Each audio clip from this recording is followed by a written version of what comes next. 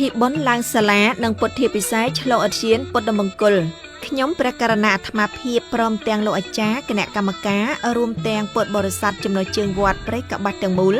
និងពុទ្ធបរិស័ទចិត្តឆ្ងាយបានឯកភាពគ្នាធ្វើបុណ្យឡើងសាលានិងពុទ្ធិពិសេសឆ្លងអធិយានពុទ្ធមង្គល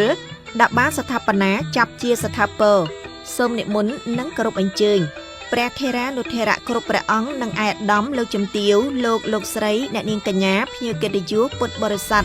និងញាតិញោមចិត្តឆ្ងាយទាំងអស់អញ្ជើញចូលរួមជាកិត្តិយសក្នុងពិធីបុណ្យនេះឲ្យបានកកកនិងអនុមោទនាយកផល្លានិសង្ឃដែលកើតចេញពីសទ្ធាជ្រះថ្លារៀងខ្លួនកុំបីអខានឡើយ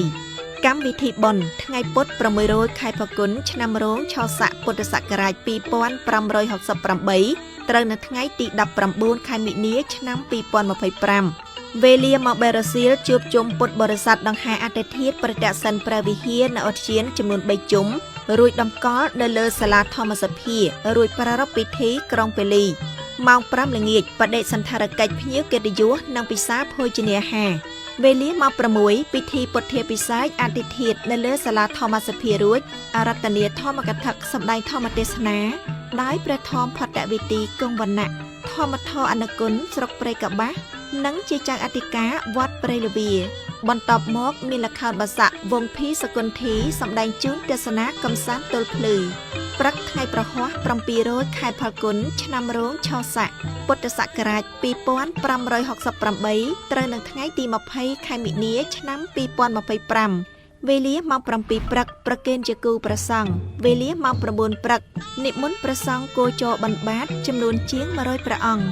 ម៉ោង10វេផតហាដើម្បីឧទ្ទិសបុណ្យកុសលប្រគេននិងជូនបុព្វការីជនញាតិកាទាំង7សន្តានដាក់បានលាចាកលោកកន្លងទៅហើយនិងពហុទេវាឆ្លងជាកិច្ចបញ្ចប់បុណ្យម្ចាស់អធិធាតុនិងសាធុសប្បុរសទាំងអស់អាចចូលរួមបច្ច័យឧបត្ថម្ភព្រះសង្ឃរាប់បាតកាន់អង្គតាមកម្លាំងសទ្ធាជ្រះថ្លារៀងខ្លួនទំនាក់ទំនងកម្មវិធីបុណ្យតាមរយៈលេខទូរស័ព្ទ010 833 967 097 233 79 55 086 616 057 ឬតាមរយៈគណនីខាងក្រោមកម្មវិធីបុណ្យនេះប្រារព្ធនៅវត្តព្រៃកបាស់ឃុំព្រៃកបាស់ស្រុកព្រៃកបាស់ខេត្តតាកែវ